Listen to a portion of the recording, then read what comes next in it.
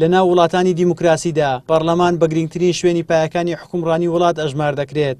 بەڵام لە هەرێمی کوردستان لە سایز و حیزبی پارتی وێچێتیدا هەر لە ساڵی 1992 بەدواوە هەیمەنەی و دەستگایان شکاند و بۆ بەرژەوەندی خۆیان بەکارهێنا لە سەرەتاوە سیستەمی 50/50 لە بڕی پەرلەمان پەیڕەو کرد. ئەندامێکی پەرلەمانی کوردستانیش دەڵێت لە هەرێمی کوردستان هەیمەنەی حیزب باڵادەست بووە بەسەر پەرلەمان، بۆ هیچ کاتێک پەرلەمان نەیتوانیوە ڕۆڵی خۆی ببینێت. بەداخەوە لە هەرێمی کوردستان نەهێڵراوە کە پەرلەمان ئەم ڕۆڵی خۆی بژێڕێت و ڕێی پێنەدراوە. بۆچی؟ چونکە تاوەکو ئێستا هەیمەنەی حیزب زاڵە بەسەر دەسەڵاتی یاساداناندا و لە مەکتەبی سیاسەکانەوە بەداخەوە قەرار دەرەچێ و دوزار دەسەڵاتی یاسادانان جێبەجێەکە. بۆ ئێمە گەیشتونەتە قەناعەت کە دەسەڵاتدارانی هەرێمی کوردستان بۆ چەند مرازێک دەیانەوێت پەرلەمان هەبێت. یەکەم بۆ ئەوەیە کە کارە نایاساییەکانیان بە قانونی بکەن، قالبێکی قانونی بەبەردا بکەن. دومیشان بۆ ئەوەیە کە لە جیهانی دەرەوە بە وڵاتان بڵێن کە ئێمەش پەرلەمانێکمان هەیە وەکو شتێکی کارتۆنی دەسەڵاتی جێبەجێکردنمان هەیە و دەسەڵاتی یاسادانانمان هەیە و دەسەڵاتی دادوەریمان هەیە.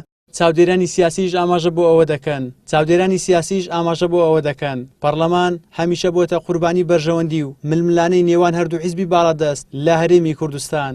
پەرلەمان نەیتوانێت زامنی تەداولی سلمی بێ بۆ سوڵتە لە ڕێو تەشریعانەی دەری دەکا، بەڵکو دوزار پەرلەمان خۆی بۆ قوربانی ئەو ملبەملانەیە. ئەوم پێم وایە ئەو ملبەملانێ بەردەوام دەبیت، چونکە لە دیموکراسیەتدا هیچ شارەمان نییە غەیری سەروەری یاسا، غەیری بەدامەزراوەیکردنی مؤسسات و هەروەها گەڕانەوەی حیزب بۆ کایەی تەبیعی خۆی وەکۆی کە ئێستا نموزەجی حزبی شمولیە کەم دەوڵەتی بەدەستە، دەوڵەتیش هەموو کایەکانی کۆنتترۆل کردیە.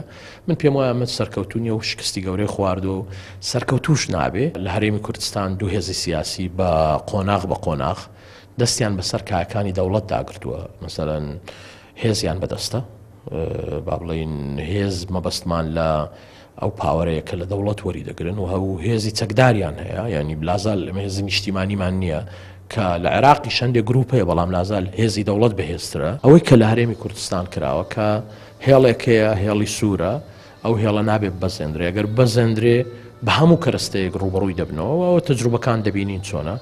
بەهۆی پەخستن و دەستبەردانی پارتی وێچێتی لە کاروبارەکانی پەرلەمانی کوردستان لە ماوەی 26 ساڵی ڕابردوو بە تەنها 4 خولی پەرلەمان تێپەڕیوە. هەر لەلایەنم دوو حیزبەش وەکو دوکانێک مامەڵەیان لەگەڵ پەرلەمان کردووە. بە جۆرێک هەر کاتێک لە بەرژەوەندیان نەبوو بێ پەچیان خستووە و هەر کاتێکیش ویست بێتیان کارەیان کردوێتەوە بۆ بەبەرداپۆشینی بەرجێکی یاسایی بە کارە نایاساییەکانیان.